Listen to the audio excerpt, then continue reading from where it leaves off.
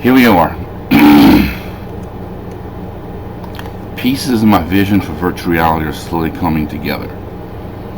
Augmented reality and virtual reality are only growing in areas that are already inherently visual, like an enhanced user interface. Instead of just at your desk, it's the whole entire room around you. You can grab the icons around you and stuff.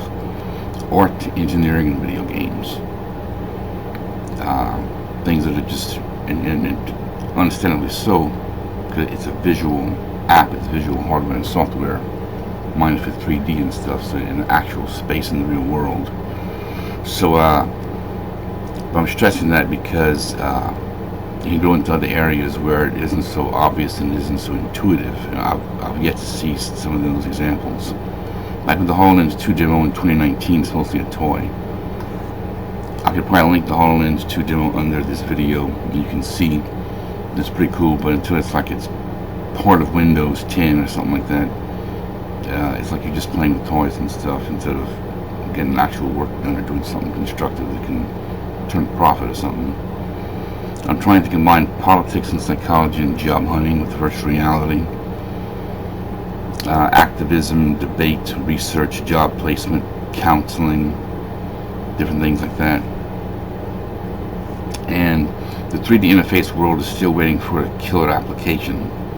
I could probably put a John Underkoffler video as well, a TED talk he did in 2010, and with his gloves and 3D images on a flat screen he used, as he called it, gestural interface. He said, in 5 years from now, when you buy a computer, you'll get this. So he was a little off for it.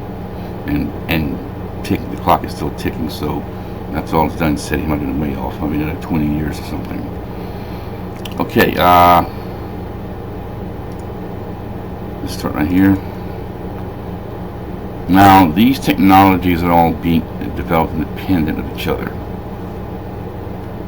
So I say the building blocks are coming together. This is the virtual reality industry and the computer industry and stuff, where things are going 3D. And what I call mass information handling or mass information harnessing. It's like a multi-headed beast. So I have here Morpheus, which they used to call it the PlayStation VR now. I used to call it Morpheus. Then you have Oculus Rift and Vive and countless others. The Araig, as real as it gets. The haptic vest that whenever you get shot in the video game, you feel the bullet hit you in the chest. And if I remember correctly, they said like if there's rainfall in the map of the video game, you can feel something as delicate and as intricate as the rain droplets hitting your shoulders. The Dexmo haptic glove, you grab a virtual object, it holds your fingers from being able to press down deeper, like as if you're holding a physical object. And the Hendo Hover. Now, I could say if you had one on each foot, you could run in place and stay in one spot in the air, even though it's only a few inches off the ground. That'll take a lot of evolving, but what I don't have pictured here is a Virtuix Omni. Yeah, and a Cyberith, the Cyberith virtualizer. It's a gizmo that you get into with a round harness around your waist, and you're strapped into it, or you could be, and you walk in place, and when you do that, you're walking in the actual game or the VR environment. And if things got more aggressive, we could have action sequences like a sport. If you're running around a giant room or a chamber where you're manipulating the 3D graphics and everything. I have here combined with wall running and Sith lightning. And I kind of mentioned earlier. This is a still shot from a video that I recorded earlier on my channel, the interface theory, interface software and hardware interface theory.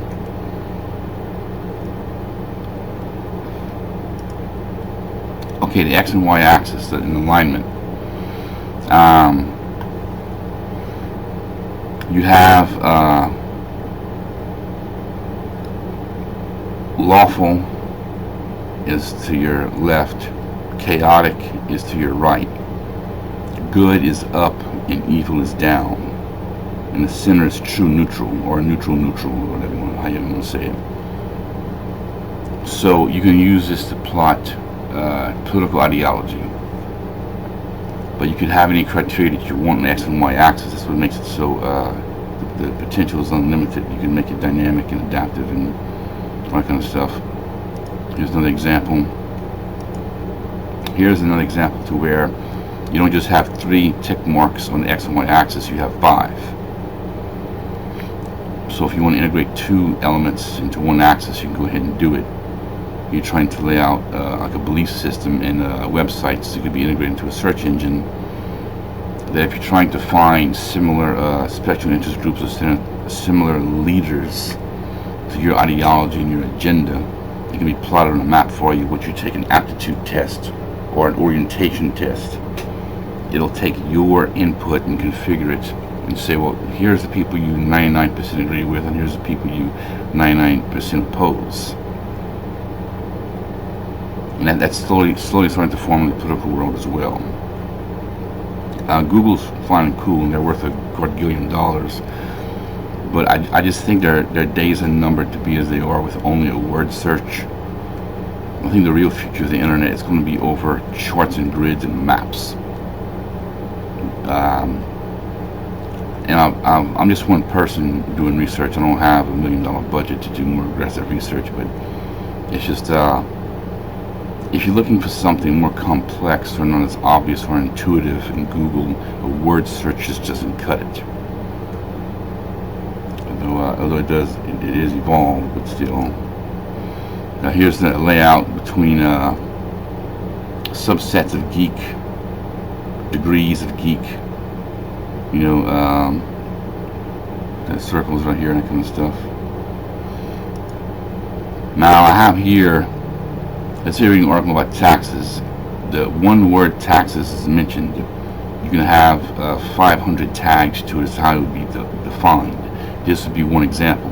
Ambiguous need that can destroy or uphold a nation. So when you want to highlight ambiguous need, what do you mean? Is it uncertain? Is the context uncertain? Do people disagree? And you have socialism versus capitalism. How they each view taxes and that kind of stuff if they had their way with it. So you can do this tree branch logic that you add and you add and you derive and you derive and you derive and you add these tree branches. And I have here, I don't know how to pronounce it, Kyalo or Kylo. I found these guys a while back and I bookmarked them. It's starting to have a discussion board, but the threads are more visual. Now this is pretty primitive, but it's just beginning. Like I said, the multi-headed beast is slowly taking root. This is going to happen next week. We're not, you know, super virtual reality enabled yet. But it goes to show how different people and different entities are starting to get on the same wavelength. Okay, another plot on the grid. I took the test at theadvocates.org. I try to have all these links to where I got these graphics from underneath the video. Besides, I think with the Fair Use Act, you can use their stuff, but you got to cite the source. And for convenience, I'll try to have the actual link underneath instead of you having to type in the video link from me speaking it. This is the world's smallest political quiz, self-proclaimed. And I got more libertarian on the economic issues and the personal issues. I'm a social conservative, but they didn't really have a question really tied to that. But again, you can plot yourself on this grid, this diamond chart, and see who you agree with, who you disagree with, and try to have like-minded groups and like-minded people that you meet, and articles that resonate with you better, so it could be a new form of search engine for a navigation tool. This is a graphic I kind of threw together a long time ago, about 15 years ago. The y-axis, the vertical, is how aggressive you want to be with it. So if something is unacceptable, that's like the bottom rung. And it's controversial, so it's kind of like tolerated or whatever, barely. Then it's completely tolerated. Then it's acceptable. Then it becomes aggressive, then it becomes mandated. There's 2 extra notches added onto here. I have down here the FemForce 12 format, the Theta Q format line, and the bottom line format. And and I have the criteria for the x-axis, the horizontal axis. How do you feel about rap, safer sex, anger of the past, political correctness, the military, globalism, exclusive God, alienation, Rush Limbaugh, free market, and porno? In the Greek letters, I have this here. My format name is derived from the Greek letter being primary, theta, and then Q is the facet or the subset. So the theta format means one thing, and the Q facet means something else on this grid. Here's some primitive thing I concocted years and years ago. A sloppy attempt at a wheel. Again, right here, I the Greek letters. So you have Alpha Session, Alpha Denounce, Alpha 5777, Alpha Dud, Alpha Legion, Alpha Scatter. There's Alpha Scatter E and Alpha Scatter E4. So you have subsets and subsets within the subsets that you tweak and polish. Like right here, I kind of cut the corner of the wheel here, but the green arrow I have down here, you select the issue by text in the center of the wheel, and you spin each rim and outer rim and inner rim of the wheel until you have a format of that issue. So let's say like the Alpha 128 B1 format is pro-choice, so you configure to that on abortion. Let's say you want a pro-life format and articles that are pro-life and special interest groups that are pro-life and politicians that are pro-life. That might be like the Alpha Dud G6 or something like that. So you tweak and you tweak. Now this I call it the beginning to the spider sheet, like a spider layout. And it seems that there's just different belief systems, but I still have this numeric. In the center would be 0. Coming up here in the yellow would be 1. The tip of the yellow would be 2. The middle of the yellow outer would be 3. And then 4 between the yellow and the blue, and so on. And I'll show you like this, bottom here, if you can follow the numbers. So I have these peaks on the scale, you know, the tick marks, and if you collapse them, I'll show a collapsed version of the sheet that I'll call that I have later on. It'll look like you have branches, like spider legs. I have here, when it's collapsed again, I just simply took a piece of paper and taped it at the end. So the x-axis can mean one thing, and the y-axis can mean another, but the important thing is that for the y-axis it has to be some sort of collapse where you come from the left or from the right, but you arrive at the same point. A lot of people campaign that there's barely any difference between the Republicans and Democrats anymore, the actual party actions. It's a little dated, but there was a Harry Brown article. He was a huge libertarian who died, I think, like in 2006, if I'm not mistaken. He cited some articles and he quoted a lot of stuff that cited that all the legislation that was up for being considered and proposed and all that, they didn't differ much between the two parties. A little bit, but not a lot. So they, a lot of people campaign hard on that fact. That would be the y-axis all the way up. It shows where they meet in the middle. So they practically both don't stand for anything. And way down on the x-axis where it's apart from each other, that might be the common people, the voters that are passionate against each other. But the y-axis, as you get more and more closer to Washington, D.C., arguably you get more and more compromise and you do less and less. And I have it kind of tried my attempt at it with color and the grid, the folded piece of paper where the ends touch, called a spider sheet. You know, a timeline, I had 5 levels. I think I had preliminary, initial, subsequent, consequential, and eventual. How a certain ideology develops. Some people have said feminism, or facets of feminism, got more and more radical when it started something as harmless as, well, women just want to vote too. And then there's all these arguments, and there's about splinters. Some people say that the true core has never been polluted or corrupted. It's just that there's radical splinters and shards that kind of shot off of it that are more kooky and stuff. Same thing with environmentalism or sexual politics. But arguably, it's a spectrum within that. So there's subsets to every group, or a general hazy group. And this is just arbitrary right here, where I have, you know, how sexual politics was in 1920 versus 1940 or whatever. But here you can have an overlay lap. It's only 3 ideologies or 3 hazy concepts. So you can make 5 million if you want. And you can say, like in 1960, feminism was more evolved than environmentalism was, or vice versa, whatever you want to have. So you can use some plot out each specific year. You can say how are the groups and the factions developing. I do this in around 96, I believe. It looks something like that. And if you're mapping out things, you have a hazy concept on one polygon, and then you have contexts and denominators and grid just laid out, and you tag and relate and connect from one piece of information to another, one article to another, one website to another, and that kind of stuff. Now here's Carl Jung. He was in psychology. He's known in psychology. I don't know if he was specifically would you call him a doctor, a scientist, a researcher, all the above, whatever. But he had this archetype, and I had this wheel in his mydailyquiz.com. I'm going to assume the 2 Z's are not a typo. Maybe it is, but you can try to check that out. I'll link it and try to go to both URLs and see if it's not a typo or something.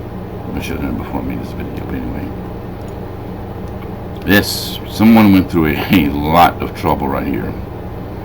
Oh man. Okay. You can see philosophies, religions, mentalities, all this stuff. Okay, there you go. Scroll up. Okay, comprehensive history of philosophy. You have the legend. Schools of thought. Okay, stemming from agreement is a solid line. A broken line is stemming from rejection. Before Common Era and Common Era. They used to say CE was before Christian era, and now it's trying to be more neutral, because some people who aren't Christian, who still go by the years, I think the Catholic Church set up according to the time of the birth of Jesus. It used to be called AD, Anno Domini, the year of our Lord. Well, if you're like an atheist or a Muslim or something, they're going to call Jesus your Lord. So if you say AD, it's like you're forced to say in the first person that you're a Christian, like in the year of our Lord. Now you can just say the year of Jesus or something. But if there's arguments whether he existed at all. But apparently here they think even more aggressive than that. You call it the Common Era instead of the Christian Era. So regardless of who lived or who existed or not, it's just simply the number that was assigned to that point, like BC, like kind of stuff, like BCE now and CE. And here's your, as they say, schools of thought by color. I have more color-based things later on, and I'll show you. But these people, I'll have to Google them just to give them the credit where I found this on their website. I'm just trying to find the site, but they went through a lot of trouble. I don't know if they used Canva or something like that, but to make all these things come out. Now just picture if this was done for a search engine to find articles and posts and vloggers that are minded to each person or each mentality or thought. So this could be the future of search engines. You have things that are aggressively organized in micro detail, and no matter how complex something is to look for, you can still find it with almost pinpoint accuracy. So that would be just amazing. So it's huge, as you can see. Here's another one. This guy just went through as much work as the first one did.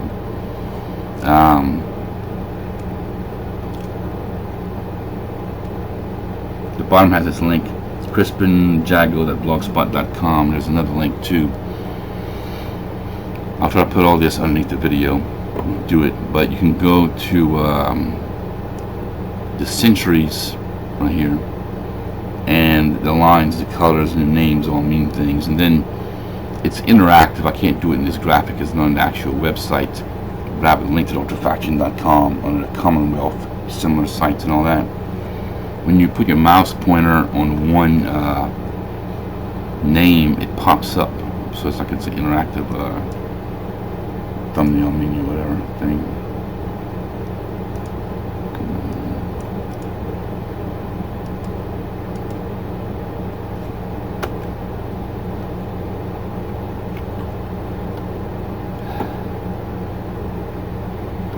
Okay, now my thing isn't shifting to the side. Okay, I don't know what happened, some glitch or something. Okay, the Geek Zodiac, you have the copyright at the bottom here. James F. Wright and Josh Eckert. You have to give them credit. The link underneath the video. Again, it's a spectrum. You can have an elaboration on what position you fall under this. Same thing right here. This is a political one. Information is beautiful.net.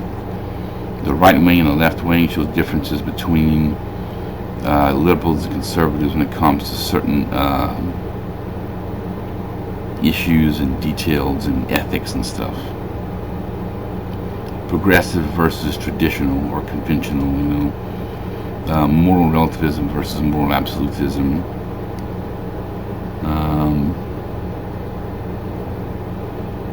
So you have all these things that you look at. It's pretty cool. Okay, this is gay rights, as to be called gay. The LGBTQ plus community, I think is how you say it, to be more broad, transgender and stuff. But this was a chart I found, I forgot where. I'll have to Google image it and then put the link underneath the video like I would do for all these. But it's a circle instead of a rectangle, which is more interesting. Sometimes it's hard to follow. You gotta tilt your head to read it sometimes or whatever. But by color and by shade and by plot, and then you have the regions like northwest and northeast and that kind of stuff separated by a solid black line. So you can plot, and it has right here with tolerance, prohibited or banned, unclear, but tolerated, limited, maximum, allowed. I guess with tolerance, they don't say it specifically in, but I think maximum is like the maximum tolerated, like completely legal. Marriage, hospital visits, adoption, employment, housing, hate crime, schools. I guess they want to be a little brief right here, but they could have put like maximum legality or maximum tolerance or something to kind of be a little more descriptive. But gay rights by type. Maximum, you would have gay rights by type, so you can say maximum gay rights. Yeah, okay, well, okay, they did, I guess, but still, they could have, might have been able to put like right by maximum. In these charts, you have so much information you're trying to cram. You want to be brief and short, so that's another challenge to these type of things. Okay, here's the MBTI, Myers-Briggs Temperament Inventory, if I have that right. You have 4 categories: energy, information, decisions, and lifestyle, and only 2 possibilities under each category. Now for math, you take the number of categories, raise it to the exponent of the number of possibilities in each category. 4 to the second power is 16. Extroversion versus introversion, sensing versus intuition, thinking versus feeling, judging versus perceiving. So here's your 16, and this is Star Wars version of the MBTI. Personality traits. I'm about to get to the Enneagram. geekandheals.com. Oh, good. I don't need to I'll put the link, but it's right there at the bottom, geekandheals.com. The Enneagram has only 9 personalities. The MBTI has 16, which is very interesting. It's an interesting take. And has each type elaborated on. And the next one I think is for job placement. Oh, no, And this, the more aggressive categories with color and shade and angle and all that, and pie charts, you know. Again, right here with the color and the angle and the circle. Here is combining the Enneagram 9 personalities with the MBTI and the shades in between that, head, heart, or gut, which are you using. That's truly amazing. When you start combining disciplines, that's awesome, because that could be a more aggressive application for information navigation in the future. And again, you got another example of the Enneagram right here. You have the shades, 9 personalities, then you have the 3 colors: action center, feeling center, and thinking center. So that might be head, heart, and gut, like the previous picture and that kind of stuff. So now this is where it gets interesting. Now it's just a toy to play around with. Oh, this but your personality or whatever. In its initial form only. Whenever you take the test and get plotted.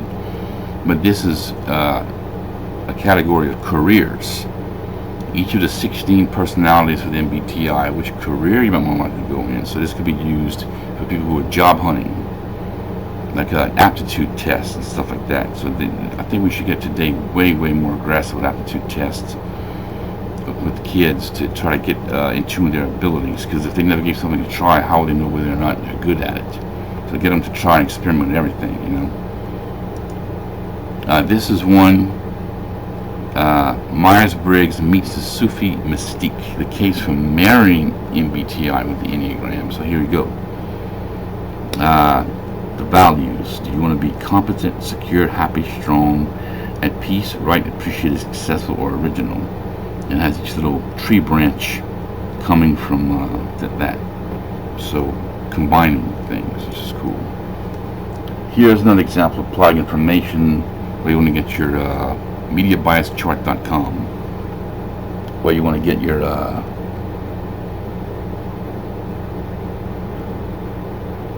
see, at the bottom they have like for requests for royalty-free usage or whatever, and contact with the Fair Use Act. I think it's supposed to cover all that. You can use it as long as you give the source. But if anybody has any problem with that, I'll just take down this video and just reshoot another video without your material, or with some agreement with using your material or something like that. But to contact everybody on the internet to use that kind of stuff is too much overtaken. But you can use this categories and these plot lines, the colors and everything to say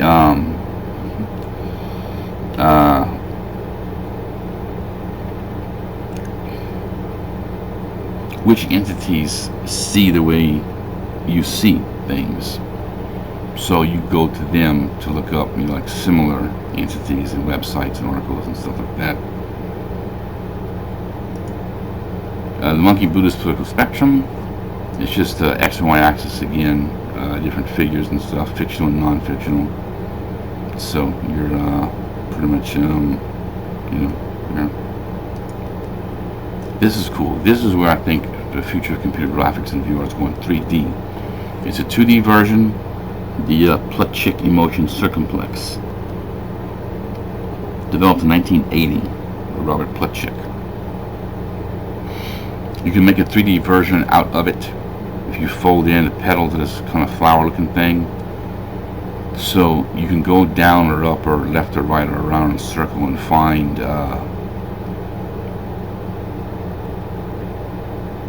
what do you have in common with other people and entities, and also plotted on this grid. So again, like a search engine could be 3D virtual reality or something like that. Again, a little test one of my Facebook friends took. He plotted out, you know, assertiveness and emotional stability and all that. Years ago, this is dated 2015. Okay, I see it now. All I did was Google psychological trait grids, and I came up with this. So if you search for certain things, you can go in that direction, you know.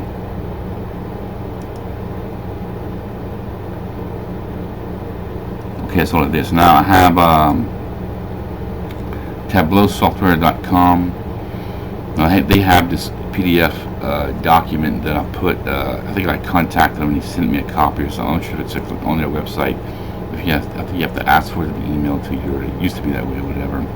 The 5 most influential data visualizations of all time. Cholera map in London. This was a income and life expectancy, physically, geography. March in Moscow, war mortality, wow, and chartography. This was like a huge layout. Yeah, this thing is like this is very, very big. The history of the major civilizations of the world over the same time period. Very interesting.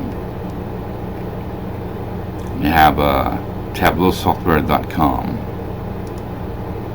Now I have, I'm digging here with the color grids. There's lab, RGB, and CMYK.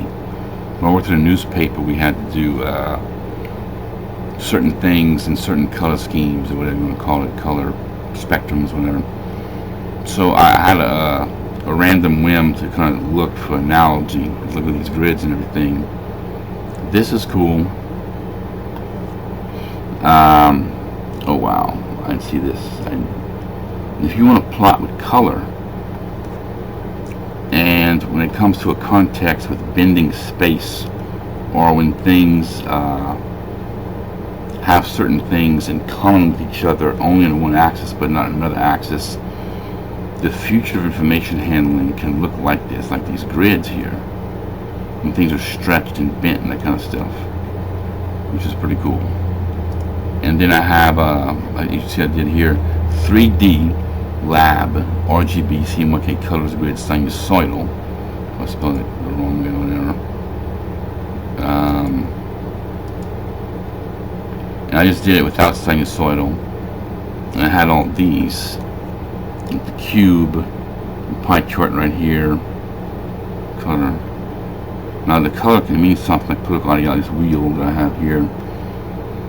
Color can mean something like density in population or feverishness of ideology. You can have a pro-choice group or a radical pro-choice group or a pro-life group or a radical pro-life group. And you have all these things here that can indicate that by color. Now this is literal color. You know, red just simply means red in these charts, but if you want to make it mean something else, there will be great potential for plotting and mapping and different things like that. So basically that's my rundown. What I'm doing my website and the graphics and everything. I have more videos in the future. You can shoot me the questions you want, and that should be about it. It's about what my take on the 3D interface world is coming, that kind of stuff.